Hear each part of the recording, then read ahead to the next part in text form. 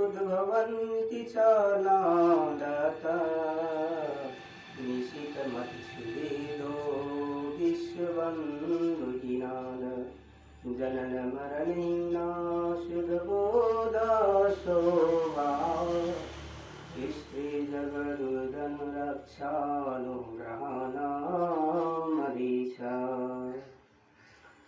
प्रातः स्मरणीय मंचासीन स्वामी मुरलीधरानंद साहिब और इस सदगुरु नदानुसंधान कुटी के आश्रम में आप प्रोफेसर साहिबा जो सेविका के रूप में विराजमान है और दूर दराज से पधारे हुए हमारे संतोगण और हमारे भागवत साहिब जी, इसलिए हमारे वैद्यनाथ साहिब जी की उपस्थिति है। बहुत खुशी और उल्लास की बात है। आपको बहुत बहुत स्वागत, धन्यवाद और शुक्रिया अदा करना चाहती हूँ कि बहुत दिन के बाद आप हमें मुलाकात हुए हैं। तो इस बात को मध्य नजर में रखते हुए एक बात हमें मन से खटक गया। साहिब कबीर के ये वाणी है, कहते हैं कि गुरु सगा संत सगा अंत तगा है राम। कहे कबीर इस जीव को तीन ठाम में विश्राम। इतना अच्छा वाणी है ये। इस वाणी को हम सभी संतों ने यदि परख करेंगे तो देखिए, अब सगा की मतलब ये तो भाषा है, अपनी अपनी जगह की भाषा है। तो सगा का मतलब होता है जिससे हम सब अपने परिवार में रहते हैं, एक माता पिता से आए हुए जो भाई भैयारी होते हैं उसको सगा कहते हैं, या हम सब सोहदर कहते हैं। तो देखिए कितना सुंदर भाव है कि आप हम सभी संतों यहाँ पर एक सोहदर भाई की तरह से इकट्ठे होकर के इस संत मय यज्ञ में भाग लेते हैं और अपने अपने जो ज्ञान की बात है, मन की बात है, संत की वाणी है, उसको हम रखते हैं। बहुत अच्छा वाला बात है। तो हमारे संत जो दूर दराज से आए हैं, इसको हम सोहदर की संज्ञा दे सकते हैं, सोहदर भाई की संज्ञा। तो इसी तरह अब देखिए सोहदर भाई हैं, फिर भी इस धरती धरातल से एक दिन हम सभी को यहाँ से बिछड़ना है, बिछड़ेंगे। ऐसे तो कहते हैं, एक ठाड़ू भाषा की कहानी कि जहिया जन्म भाई भैयारी भैंसी सिंह, जहिया जन्मल तक नहीं भीम।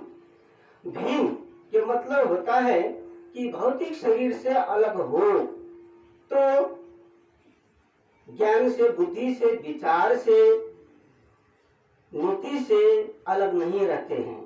हम सब की मत एक होते हैं। तो यहाँ संतों की भाई जैसे हम सभी देखिए एक हफ्ते के अंदर अंदर में सब इकट्ठे हो जाते हैं एक सोहदर भाई की तरह से।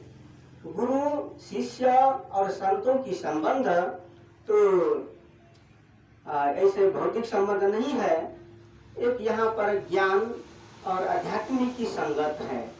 तो ये आध्यात्मिक संगत के लिए हम सभी यहाँ पर इकट्ठे रहते हैं, होते हैं।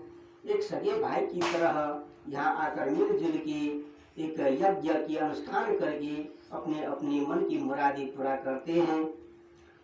तो कहे कबीर कहते हैं कि देखिए ये तीनों का क्या कहते हैं कि इस जीव को तीन ठाम में विश्राम।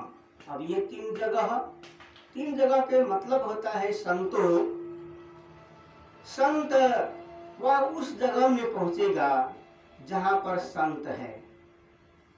संत वहां पर जाके अपने अपने संतों भाइयों से मुलाकात करते हैं, वहां पर संत जाते हैं। और जहां ज्ञान गुण का बात होते हैं, सत्संग होते हैं, वहां पर जाते हैं। और तीसरा जगह है कि जहां पर गुरु आश्रम है, उस गुरु आश्रम में हम सब पहुंचते हैं। ये लगाव है। 3 ठाम मतलब है 3 जगह। हम संतों की 3 जगह है जाने का। एक संत के समीप में, एक सत्संग में और एक गुरुद्वार में। ये 3 जगह हम कभी भी जा सकते हैं। हम सभी के लिए ये सब वक्त हम सब के लिए स्वागत की तरह हम सभी को बुला रहते हैं और उसी कारण से हम सब इस जगह में आ रहे हैं। यहाँ पर हम सबको लगाव है। तो देखिए संतों, आप सभी हम यहाँ पर आए हैं एक आश्रम के समीप में, गुरु के द्वार में, गुरु के समीप में, और यहाँ पर आकर जो बहुत से ज्ञान की बात होते हैं, भौतिक आध्यात्मिक भी बात होते हैं, सगुण निर्गुण की भी बात होते हैं। सब बात एक बार में परख नहीं होते हैं। धीरे धीरे यहाँ पर नए भी संत हैं, पुराने संत भी हैं।